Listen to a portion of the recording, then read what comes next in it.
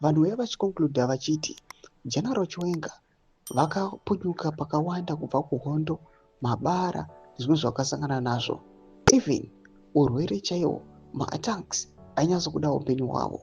Panguva inoi zvobuda pachena kuti vanhu voconcluda kuti VP Constantino Chiwenga zvakasangana nazvo zvakawanda, ende panguva inoi vachisara vari vapenyu, vari vatano, alive and kicking, zvinyatsoratidza kuti VP Constantino Chiwenga akachengeterwa for a reason.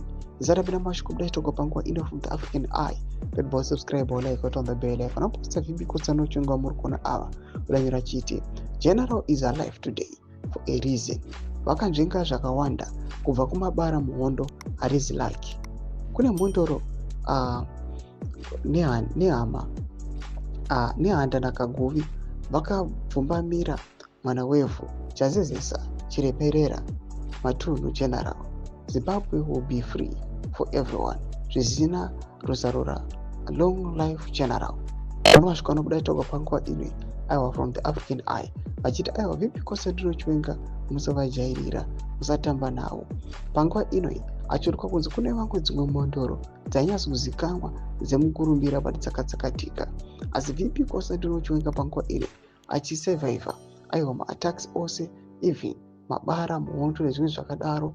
Recently VP Constantino Chiwenga makaona maattacks pamwechete health wise.